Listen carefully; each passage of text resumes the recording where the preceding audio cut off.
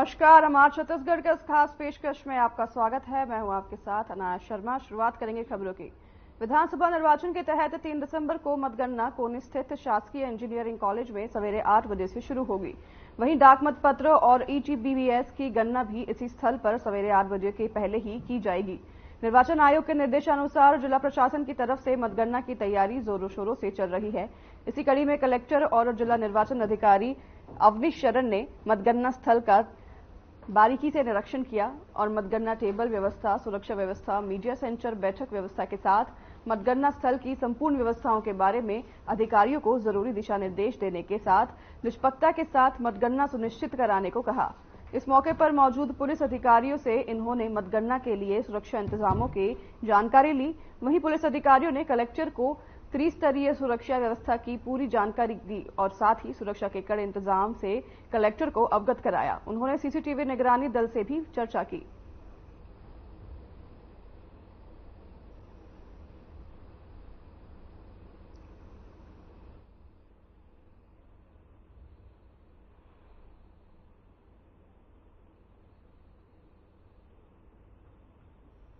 मतगणना होने हैं, उसी के चलते मद्देनजर रखते हुए कलेक्टर ने कॉलेज के जहां पर मतगणना होंगे वहां पर उसके निरीक्षण किए हैं और साथ ही सीसीटीवी फुटेज चेक किए हैं और अधिकारियों को जरूरी दिशा निर्देश भी दिए हैं।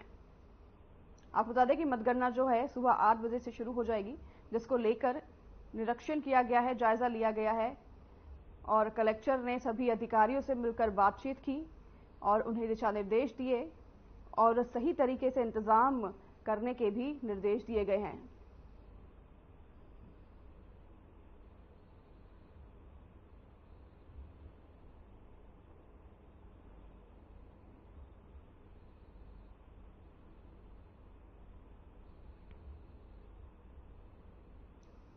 कलेक्टर डॉक्टर सर्वेश भूरे ने आज मतगणना की तैयारियों को लेकर कलेक्टर सभाकक्ष में बैठक ली है। उन्होंने जानकारी देते हुए बताया कि 3 दिसंबर को सेजबहार इंजीनियरिंग कॉलेज में मतगणना होनी है और इस दिन सुबह 7 बजे ऑब्जर्वर, रिटर्निंग ऑफिसर और अभ्यर्थी या राजनीतिक दलों के प्रतिनिधियों की उपस्थिति में स्ट्रांग रूम खोले जाएंगे। इसकी सूचना राजनीतिक दलों की पूर्व में अनिवार्य रूप से दे दी जाए। वहीं पूरी प्रक्रिया की वीडियोग्राफी कराई जाएगी और स्ट्रांग रूम से ही ईवीएम मशीनों की कंट्रोल यूनिट मतगणना कक्ष तक पहुंचेगी और 8 बजे से मतों की गणना शुरू होगी। वहीं मतगणना स्थल में मोबाइल ले जाना पूरी तरह से वर्जित है। वहीं उन्होंने आगे यह कहा कि नाम निर्देश के समय अभ्यर्थियों को जारी किए गए हैं पहचान पत्र और प्रारूप 8 में निर्वाचन अभियंता को जारी पहचान पत्र मतगणना कक्ष में उनके प्रवेश के लिए मान्य होंगे। बिना पहचान पत्र के प्रवेश नहीं मिलेगा। वहीं अभ्यर्थी और निर्वाचन अभिकर्ता के अलावा मतगणना एजेंटों को टेबलवार अलग से मतगणना कक्ष में प्रवेश के लिए निर्वाचन कार्यालय द्वारा पृथक पास जारी किए गए हैं। मतगणना एजेंट इन पासों से ही मतगणना कक्ष में प्रवेश पा सकेंगे।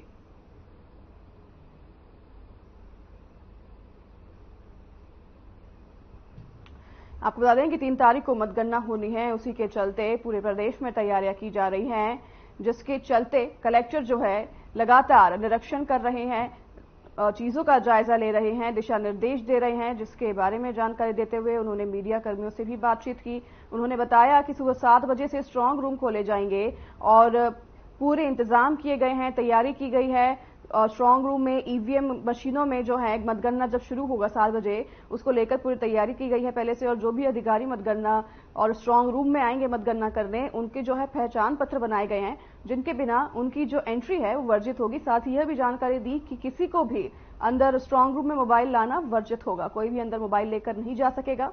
इस पूरे विषय पर उन्होंने जानकारी देते हुए मीडिया कर्मियों से बात की। वहीं आपको बता दें कि सुबह 7 बजे से जो मतगणना शुरू होगी उसको लेकर जायजा किया है कलेक्टर ने पूरे इलाके का।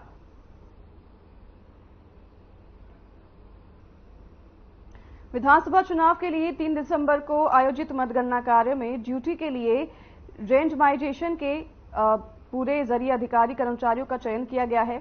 वहीं एनआईसी कार्यालय में कलेक्टर अवनीश शरण और रिटर्निंग अफसरों की मौजूदगी में प्रथम रेंडमाइजेशन के तहत कार्य पूर्ण किया गया है। रिजर्व टीम मिलाकर 143 मतगणना दलों के लिए लगभग 500 कर्मचारी मतगणना कार्य को अंजाम देंगे। वहीं प्रथम रेंडमाइजेशन के अंतर्गत मतगणना करने वाले कर्मचारियों के नाम का केवल चयन हुआ है। उन्हें किन विधानसभा क्षेत्रों में और किस टेबल में ड्यूटी निभानी है, इसकी जानकारी अभी किसी को नहीं है। वहीं मतगणना के एक दिन ही उन्हें पहले एक दिन ही जानकारी दी जाएगी और ये दोनों प्रक्रियाएं ऑब्जर्वर की मौजूदगी में रेंडमाइजेशन के जरिए करवाई जाएंगे। वहीं बता दें कि प्रत्येक विधानसभा के ईवीएम मतों की गणना के लिए कक्ष में 14-14 टेबल लगाए जा रहे हैं।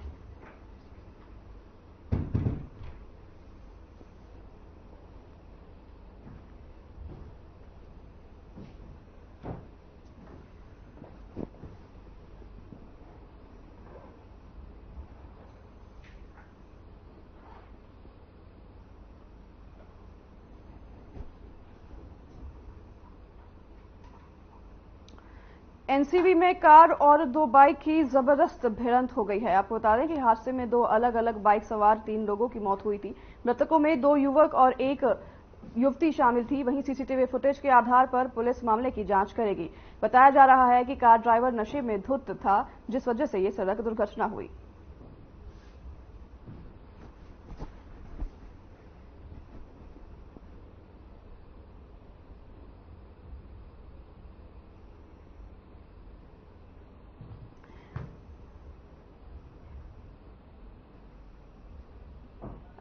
सड़क दुर्घटना का जो समाचार है सामने आया है, आपको बता दें कि इस सड़क दुर्घटना में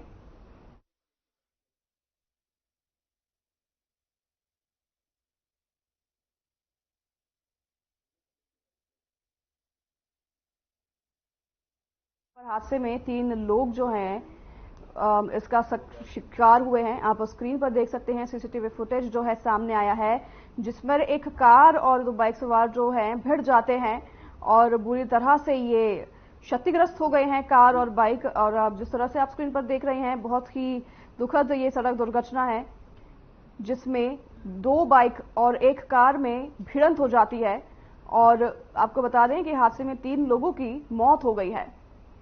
ये भयावह तस्वीर आप अपने स्क्रीन पर देख रहे हैं, जिसमें एक कार और 2 बाइक के बीच में जो है भिड़ंत हो गई है, जिसमें 3 लोगों की मौत हो गई है। जानकारी के मुताबिक पता चल पा रहा है कि जो कार सवार था वो नशे में धुत था, जिसकी वजह से जो है ये सड़क दुर्घटना घटित हुई है।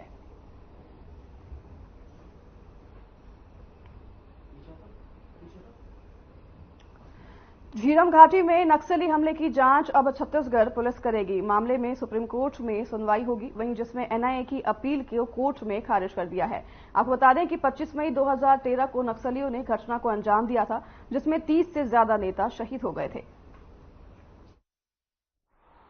मुझे जैसा याद आता है कि लोकतंत्र के इतिहास में, पूरी दुनिया के लोकतंत्र के इतिहास में ये सबसे बड़ा राजनीतिक षड्यंत्र और राजनीतिक हत्याकांड था।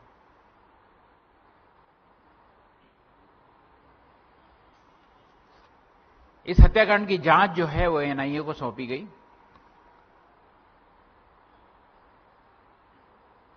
और एनआईए ने जांच शुरू की। 2014 में चालान प्रस्तुत हुआ पहला, 2015 में दूसरा, उस पर मैं आता हूं अभी।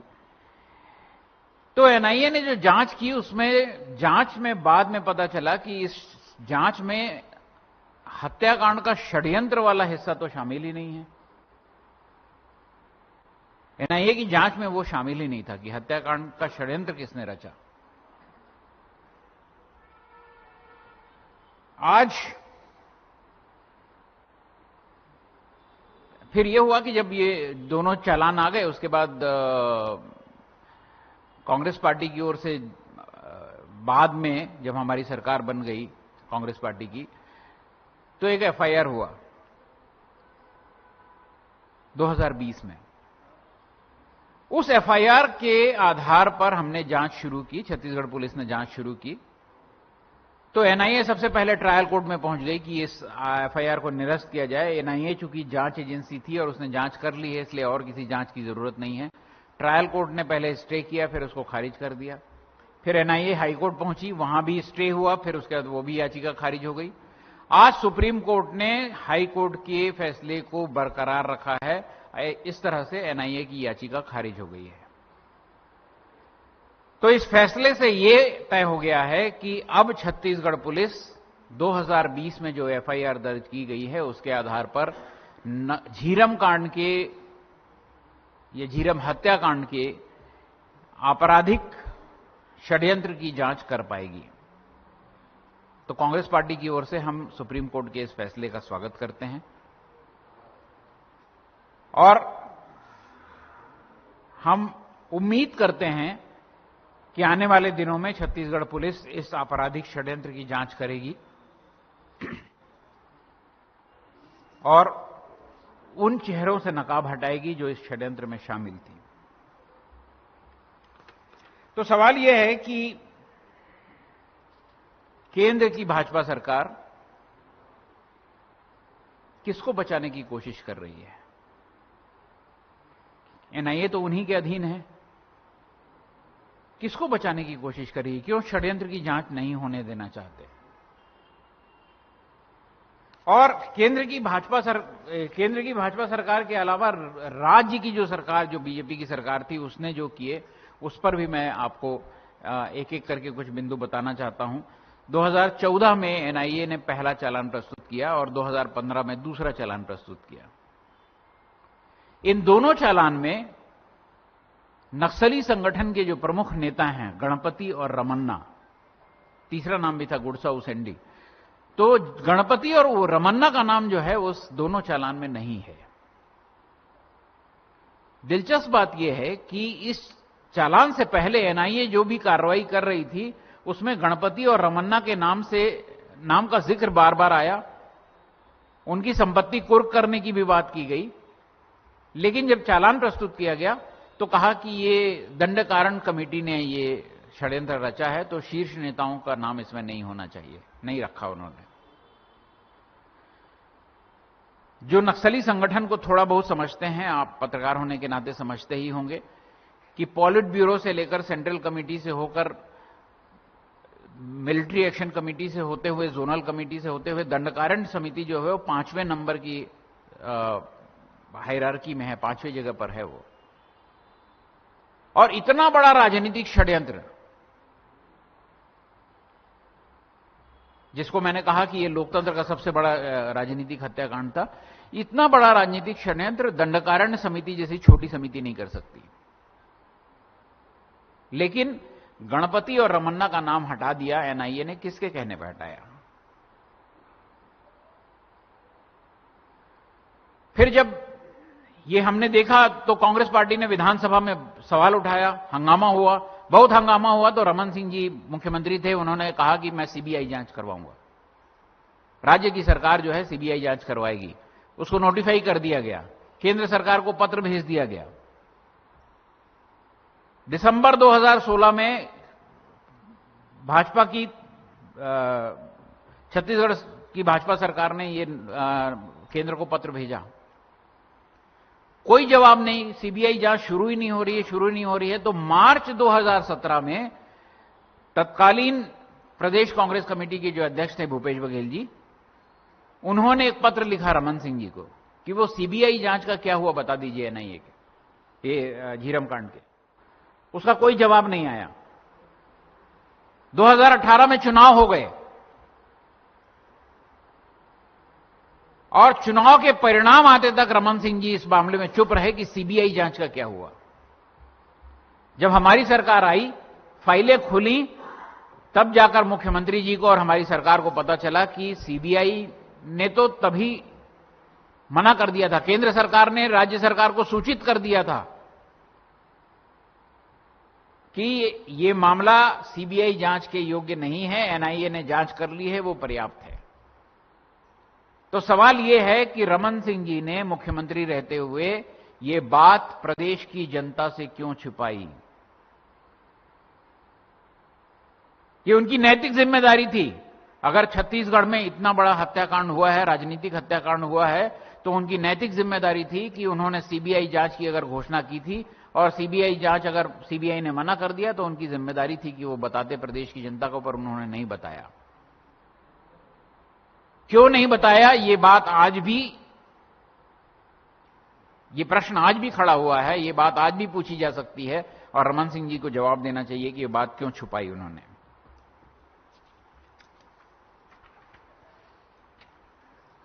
जब मैं ये कह रहा हूं कि भारतीय जनता पार्टी की केंद्र सरकार और भारतीय जनता पार्टी की प्रदेश इकाई दोनों की मंशा पर सवाल है, तो उसका एक उदाहरण मैं और देता हूं कि झीरम कांड की जांच के लिए एक आयोग बना, जस्टिस प्रशांत मिश्रा उसके अध्यक्ष थे।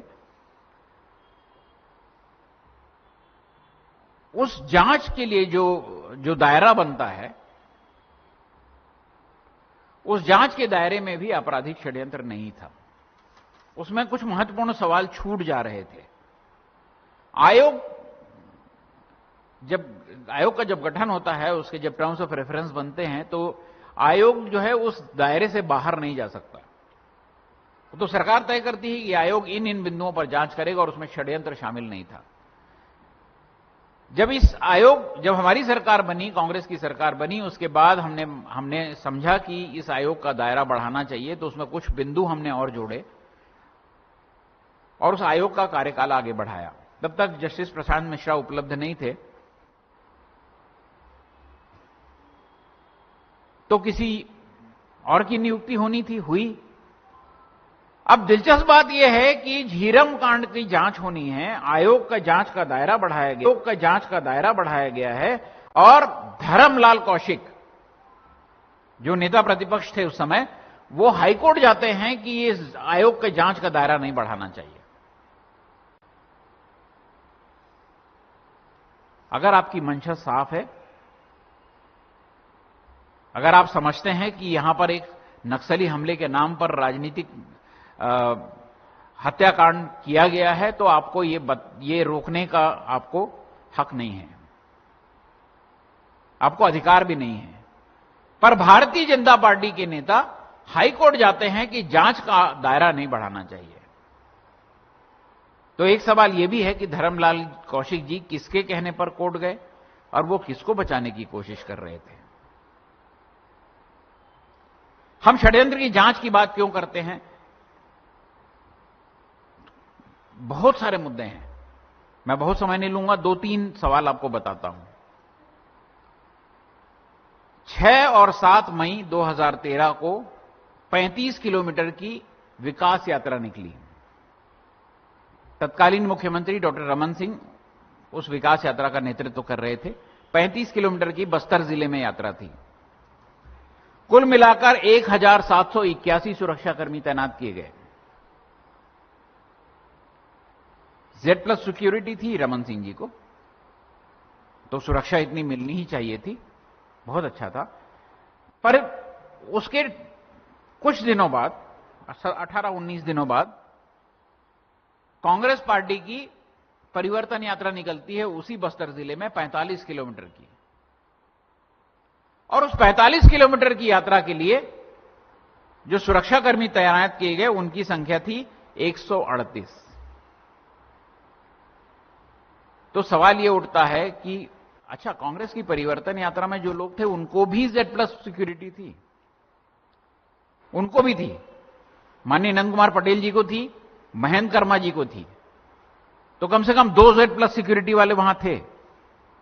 तो अगर Z+ सिक्योरिटी होना कोई दायरा है, कोई क्राइटेरिया है, कोई अगर वो आप कहते हैं कि सुरक्षा के लिए वही एक क्राइटेरिया है, तो उस क्राइटेरिया से भी 1781 की तुलना में सिर्फ 138। आप जो जस्टिस मिश्रा कमेटी के आयोग की सुनवाई में, बहुत सी सुनवाई में मैं भी उपस्थित रहा, तो बहुत सारे सवाल और हैं। रोड ओपनिंग पार्टी गई थी कि नहीं गई थी? जो एहतियात होते हैं नक्सली एरिया में परमिशन देने के, वो हुए थे कि नहीं हुए थे? नहीं हुए। जब आप इन सवालों पर जाएंगे तब पता चलेगा कि किसके निर्देश पर यह सुरक्षा घटाई गई, कौन ये फैसला ले रहा था कि 45 किलोमीटर की इस यात्रा के लिए, जिसमें Z+ सिक्योरिटी वाले लोग हैं, वहां पर आपको सुरक्षा कम देनी है, किसके कहने पर हुआ? और ऐसा नहीं कि यह खतरा नहीं था। महेंद्र कर्मा जी ने जनवरी 2013 में एक पत्र राज्य सरकार को लिखा था कि मेरी जान को खतरा बढ़ रहा है, चुनाव के दिन आ रहे हैं, मेरी सुरक्षा बढ़ा दीजिए,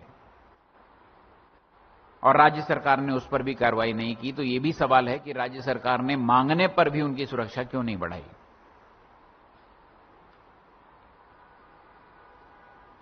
तो आज जो फैसला सुप्रीम कोर्ट का आया है, उससे आगे आने वाले दिनों में छत्तीसगढ़ पुलिस इसकी जांच तो कर लेगी, षड्यंत्र का पर्दाफाश हो जाएगा, पर मूल राजनीतिक प्रश्न बचा रहेगा कि भारतीय जनता पार्टी किसे बचाना चाहती है, क्यों जांच नहीं होने देना चाहती। भारतीय जनता पार्टी झीरम की आपराधिक षड्यंत्र की जो व्यापक राजनीतिक षड्यंत्र दिखता है, उसमें उसकी जांच क्यों नहीं होने देना चाहती। रमन सिंह ने सीबीआई के इनकार को क्यों छिपाया, और धर्मलाल कौशिक जी कोर्ट किसके कहने पर गए, क्यों गए। आमतौर पर कोर्ट वही लोग जाते हैं जिनके अपने हित जो है आहत होने लगते हैं। कोई आपराधिक षड्यंत्र हुआ, कोई राजनीतिक हत्याकांड हुआ, कोई घटना हुई, उसको रोकने के लिए, उससे जांच से बचने की कोशिश वही लोग करते हैं जो अमूमन जिनके ऊपर आंच आती है। तो ये सवाल छत्तीसगढ़ की जनता के लिए है, आप सब साथियों के लिए है, सोचने के लिए कि ये जांच को क्यों रोकना चाहते हैं, ये जांच क्यों नहीं होने देना चाहते, ये बार बार अड़ंगा क्यों अटकाते हैं। अब आपके सवाल।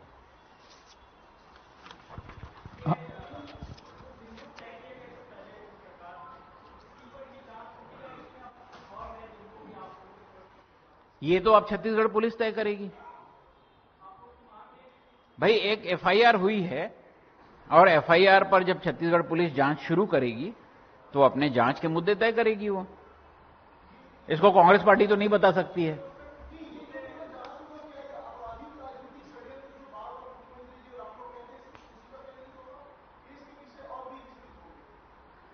एक हत्याकांड हुआ है, और एक हत्याकांड हम ये कह रहे हैं, कांग्रेस पार्टी ये कह रही है कि इसके पीछे कोई व्यापक राजनीतिक षड्यंत्र है, पर हम चाहते जांच जो है वो षड्यंत्र की चाहते हैं।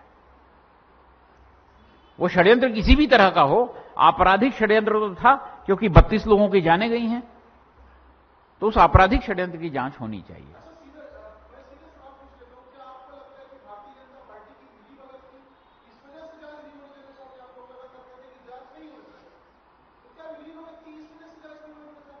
भाई, जांच से पहले अगर मैं ये कह पाता तो जांच ही क्यों होती। जांच होगी ना, तो जांच होगी तो जो लोग शामिल हैं उनके नाम आ जाएंगे। अब जांच से पहले जो लोग जांच से बचने की कोशिश कर रहे हैं उनको जवाब देना चाहिए कि क्यों कोशिश कर रहे हैं। तो फिलहाल इस कार्यक्रम में हमारे साथ बस इतना ही। अब आपसे लेंगे विदा, में दीजिए इजाजत, नमस्कार।